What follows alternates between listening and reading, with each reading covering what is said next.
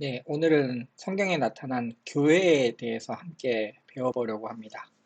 많은 분들이 교회를 다니지만 교회가 어떤 의미인지, 어떤 곳인지를 잘 이해하지 못하고 있는 부분이 있어서 오늘 함께 교회가 무엇인지 좀 살펴보려고 합니다. 음, 흔히 이제 교회 다니시는 분들, 혹은 또 교회 안 다니시는 분들이 하는 오해 중에 하나, 잘못된 인식 중에 하나가 교회가 무엇인지에 대한 부분입니다. 흔히 우리는 이제 동일교회에 다닌다 이렇게 이야기합니다. 교회에 다닌다라고 이야기하면 사람들이 하는 이해는 뭐냐면 어, 사가정에 있는 동일교회라는 장소에 내가 간다 이렇게 이해할 때가 많습니다. 그런데 이제 교회라는 단어 자체는 어, 가르치는 가르칠 교회, 모임, 회 이렇게 해서 가르치는 모임이다. 이렇게 해서 만들어진 단어가 교회입니다. 그래서 교회는 장소가 아니라는 것을 좀 인지하셔야 됩니다. 우리가 생각했을 때 교회는 어떤 한 장소, 공간적인 부분이 많은 부분을 차지하고 있습니다. 그런데 교회는 장소가 아니라 모임, 어떤 공동체, 이런 부분이 훨씬 더 크다. 이렇게 이제 생각을 하시는 게 맞는 표현이 될 겁니다. 그래서 그러면 모이는 장소는 뭐냐라고 했을 때 그것은 교회보다 예배당이 정확한 표현입니다. 예배를 드리기 위한 하나의 공간, 장소라고 볼 수 있는 것이 예배당이고요. 물론 교회에서 예배만 드리진 않습니다. 그래서 예배당 외에 다른 표현이 훨씬 더 적합할 수는 있지만 어쨌든 교회는 모임이지 한 장소가 아니라는 것을 인지하셨으면 좋겠습니다. 그러면 성경에 나오는 교회는 어떤 건지 좀 살펴보려고 합니다. 먼저 성경에서 교회라는 단어를 표현하고 있는 단어, 히브리어로는 칼이라는 단어가 성경에 자주 표현됩니다.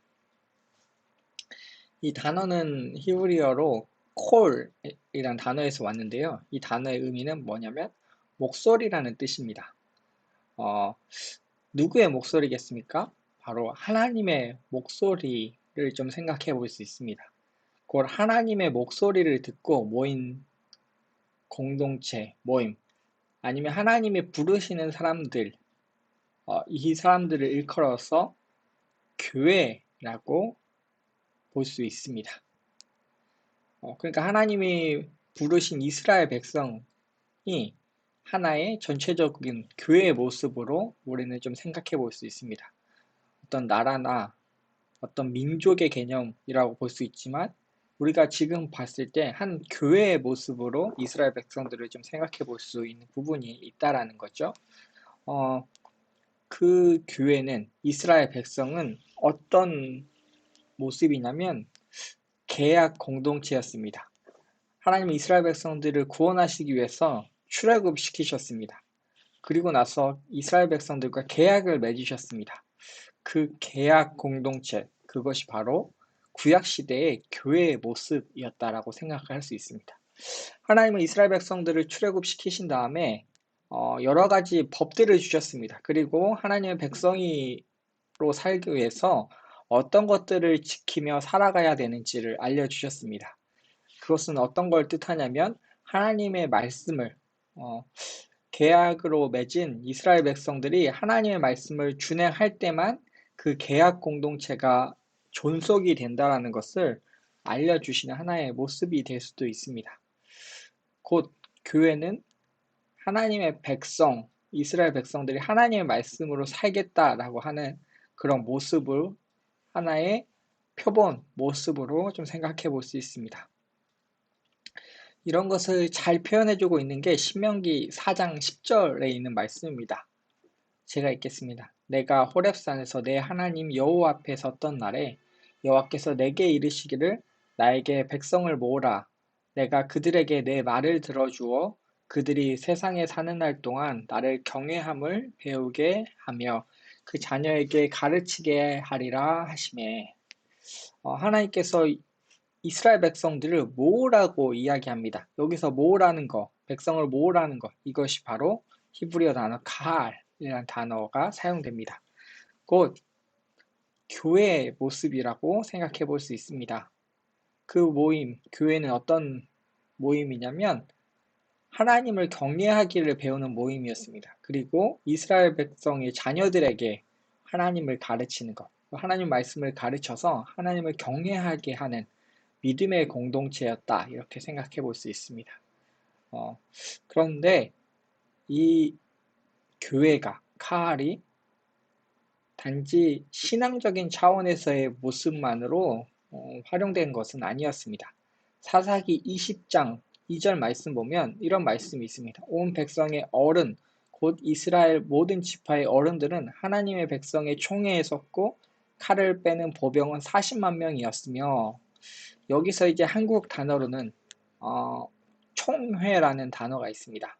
한글로는 이제 총회인데 이것이 이제 히브리어로는 칼, 모임, 뭐 또 교회랑 동일시되는 단어입니다. 어떤 일이 있었냐면 베냐민 지파의 사람이 레위인의 첩을 강간하고 죽이는 장면이 19장에 등장합니다. 얼마 전에 한국을 떠들썩하게 했던 일 중에 하나가 엠번방 사건이라고 있었습니다. 미성년자를 동원해서 텔레그램에 어떤 야한 영상이나 이런 것들을 이제 올린 성 영상을 찍어서 올리는 그런 사건이 우리 사회를 시끄럽게 했습니다. 비슷하게 이스라엘 백성들 가운데 그런 일이 발생했습니다. 하나님을 믿는 백성 가운데 강간을 하고 살인을 하는 그런 일들이 이제 벌어지니까 이스라엘 백성들이 어떻게 했냐면 총회를 소집합니다.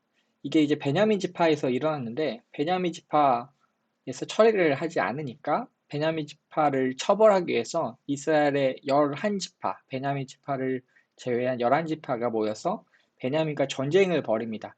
전쟁을 벌이는 게 그냥 싸우자 이게 아니라 총회에 모여서 싸우기를 결의하고 나갔다 이렇게 이제 생각을 할 수 있습니다.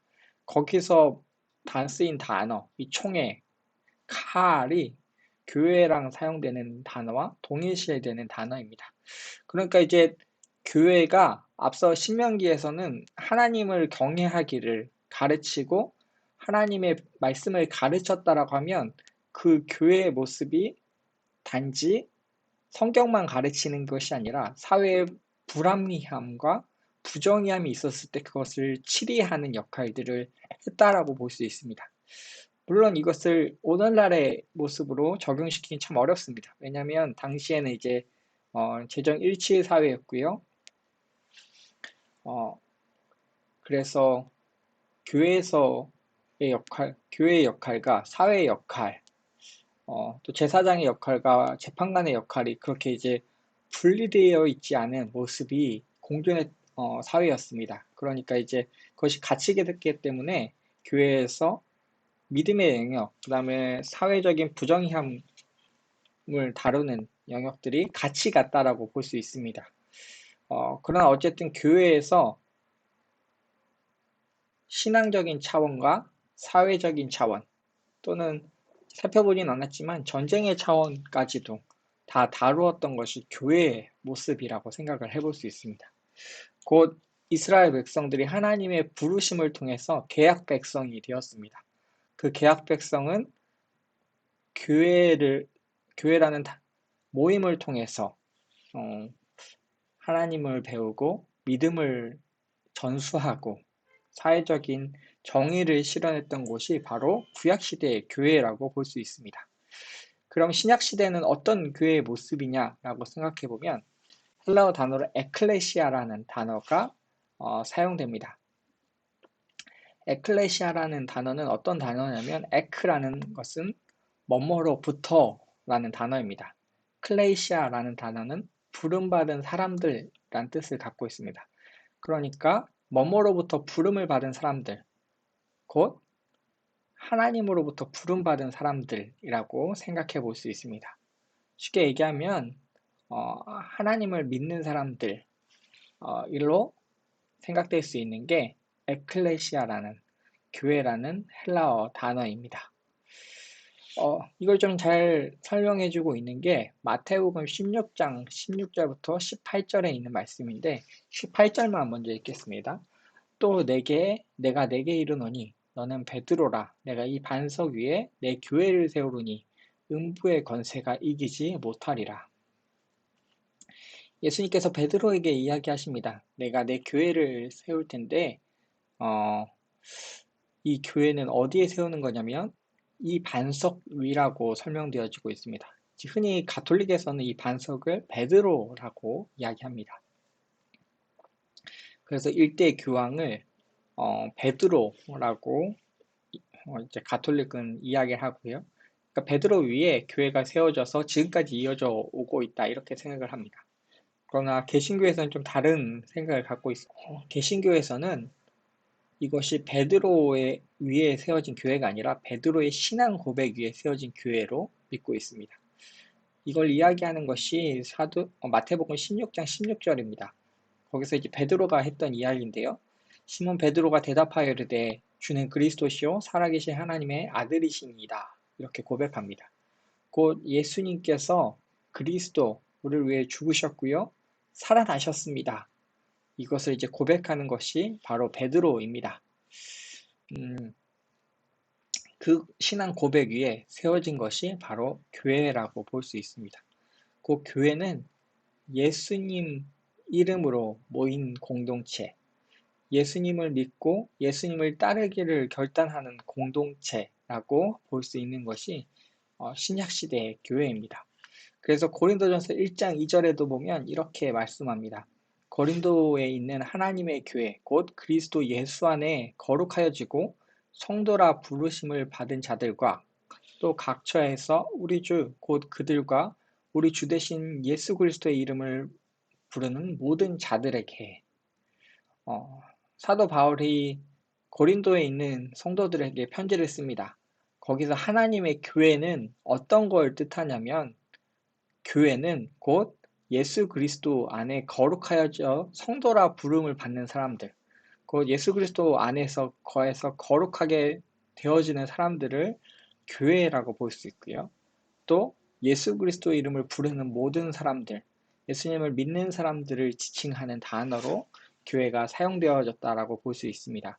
곧 예수님을 믿고 예수님을 따르기로 결단한 사람들, 예수님을 믿고 살아가는 사람들이 바로 교회다 이렇게 이야기할 수 있는 겁니다.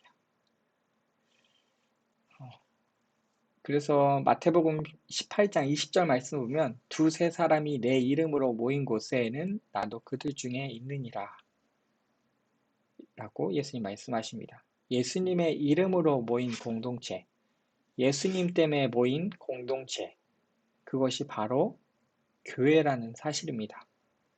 우리는 교회하면 어떤 특정한 장소, 그리고 건물, 이런 것들을 생각합니다.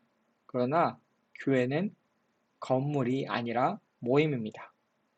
예수님 때문에 모인 공동체, 예수님의 이름으로 모인 공동체는 다 교회라고 이야기할 수 있습니다.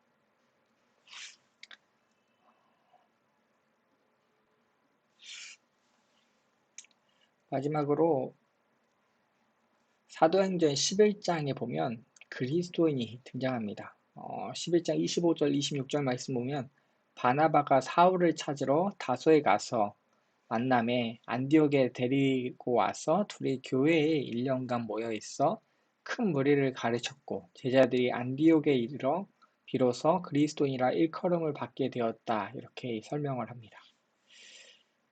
여기서 보면 바울과 바나바가 안디옥에 가서 교회에서 무리를 가르쳤습니다. 하나님의 말씀을 가르쳤겠죠. 그리고 제자들이 사람들이 그리스도인이라 일컬음을 받았다라고 이야기합니다. 세상 사람들에게 그리스도인, 예수님을 따르는 사람들이라고 지칭을 받은 겁니다. 교회에서 하나님의 말씀을 배웠습니다. 예수님을 믿는 사람들이 그리스도인을 배웠습니다. 그 사람들은 세상에서 그리스도인이라 지칭을 받았다라고 설명하고 있습니다. 우리는 좀 잘못 생각할 때가 있습니다. 내가 기독교인이고 나는 하나님의 사람이야 라고 생각할 수 있지만 어, 이 말씀 보면 사람들이 그리스도인으로 지칭을 해줍니다. 나는 예수 믿는 사람으로 살려고 노력하다 보니까 사람들이 저 사람 예수님을 믿는 사람이구나 라고 이야기했다라는 사실입니다. 또한 예수 믿는 사람이니까 하나님 말씀을 배워야지, 말씀대로 살아야지, 이것보다 말씀 그대로 보면 예수님을 믿는 사람들이 모여서 하나님 말씀을 배우고 살려고 노력하다 보니까 어느 순간 예수님을 따르는 사람이 되었고 그것이 이제 교회의 모습이 되었다라고 볼 수 있습니다. 우리가 교회를 생각할 때 보이고 뭔가를 해야 되고 이런 걸 생각할 때가 많지만 교회의 본질적인 의미는 하나님의 백성, 구약시대로 하면요, 하나님의 부름을 받은 사람들, 그리고 하나님의 말씀을 배우기를 소망하는 모임, 그것이 신약에 와서는 예수님의 이름으로, 예수님 때문에 모인 공동체가 바로 교회였습니다. 우리를 죽으시고 다시 사신 예수 그리스도를 기억하는 공동체, 모임이 바로 교회라는 사실입니다. 교회에서 많은 일들을 합니다. 그 부분은 이제 나중에 배우겠지만 많은 부분 하지만 우리가 먼저 기억해야 될 것은 뭐냐면 예수님을 믿는 공동체인가, 하나님의 말씀을 따라가기 위해서 사는 모임인지 공동체인지를 다시 한번 생각해 봐야 된다는 사실입니다. 그것이 없으면 아무리 많은 일들, 아무리 좋은 일들을 해도 교회가 아니라는 사실입니다. 또한 교회 건물이 있고 아주 훌륭한 모습으로 교회 자체가 있을지라도 신앙이 없으면 그것은 교회가 아니라 그냥 건물일 뿐이라는 사실입니다. 오늘 교회에 대해서 함께 나누었습니다. 교회는 건물이 아니라 예수님을 믿는 공동체입니다. 한 주간의 삶도 예수님을 믿는 백성으로 살아 승리하시는 우리 부성 오부가 되시기를 소망합니다.